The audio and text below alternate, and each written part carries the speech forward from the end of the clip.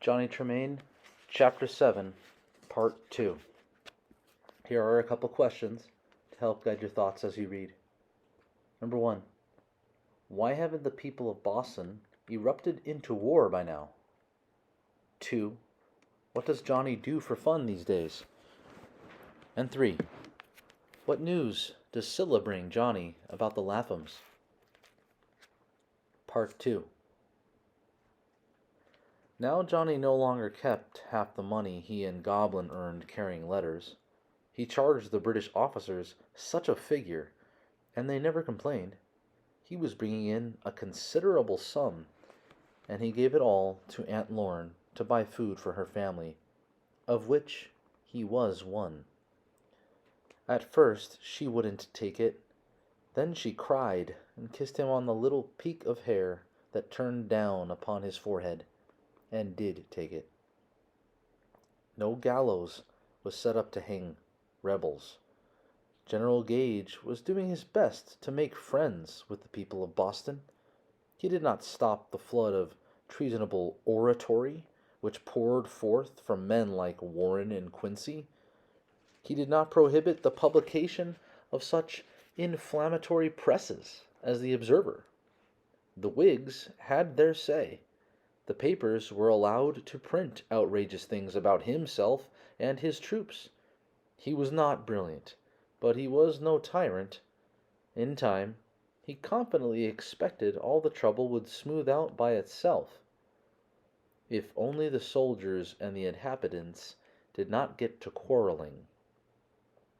Nor did Boston starve. From one end of the Atlantic seaboard to the other, towns and even villages sent great shipments of food. Rice from South Carolina, or quintals of fish from Marblehead, money even from London, for there was much sympathy in England for Boston. Flour, corn, beef, sheep, all day were passing through the town gates upon the neck, in carts and wagons. This was the only road connecting Boston with the mainland. Formerly, almost everything she used came to her on her hundreds of famous ships. Now the ships were lying like dead birds along her wharves.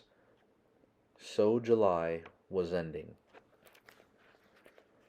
Johnny had not seen Priscilla Lapham for 3 weeks. His schedule was now so much upset he never did know when he would be in North Square on a Thursday, and every Sunday of late he had gone out to Lexington to watch the Minutemen drilling, a little secretly, behind Grandsire Silsby's great barn. It might be Sabbath-breaking, but these men were so sure they were doing God's will and preparing to resist tyranny, they did not care. Johnny could only stand and watch.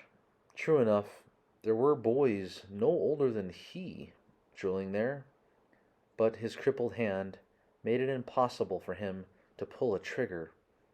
This incapacity fretted him badly, and he would sometimes take it out on Rab. The militia troops didn't look like much. They had funny-looking guns. They were funny-looking men, and Rab let him talk. He knew why Johnny was criticizing. It was because he could not be one himself. So, he had not seen Scylla since late in June. Thus far, she had never come once to the Observer's office in Salt Lane. It was as if she recognized it as that other world into which Johnny Tremain had disappeared, and knew that she could not follow him. So Johnny was surprised one afternoon, riding back from Plymouth, where he had delivered a letter for Major Pitcairn, to find her sitting in the shop with Rab. She did not look at all forlorn in her fresh lavender muslin frock, her neat white stockings, and black pumps. Her head was tipped back, and she was laughing. She had been drawing a picture, and Rab was telling her what to draw.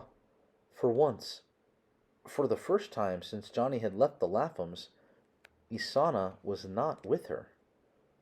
Johnny was so glad to see her. He wondered, could it have been that it was Isana always hanging on to her, always showing off, that had irritated him, made him not care whether he kept his rendezvous with the girls or not? As he came in, booted and spurred, sunburned and hatless, Scylla glanced at him. Her eyes were happy, filled to the brim with happiness.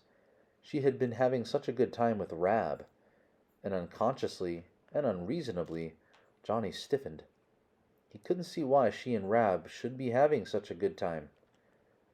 They were explaining. Rab had wanted a picture of Boston being strangled to death by a British grenadier. It was for the newspaper, and she, Scylla, having chanced in, had drawn it beautifully. Now Johnny would have to cut a block of it for printing. I can do it. Not very well, of course, but I can. You certainly can draw better and better. Mr. Tweedy can draw. He's giving me lessons. And Rab posed for the British Grenadier. Look, I've pictures of him here. Those Rab? They look more like woodchucks than Rab to me, he said. But Scylla knew he thought they were fine pictures, and was proud of her. She was so pretty, Johnny could hardly think where all this prettiness came from, and sourly, he thought it came from Rab. He had a way of lighting people up, showing them at their best. No, partly at least, it was because of that lavender dress, and her face had color in it because she was eating enough.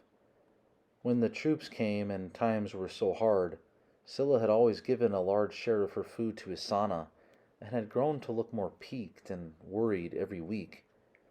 Now she looked fine. Sit there, like that, Johnny.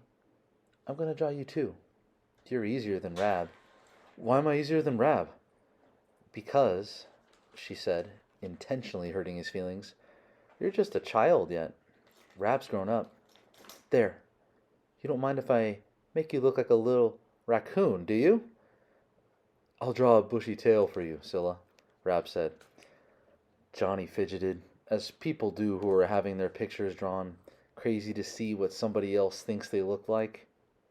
It wasn't much of a picture. Between them, they had drawn a funny half raccoon, half boy. Somehow it did look like Johnny, and they all laughed.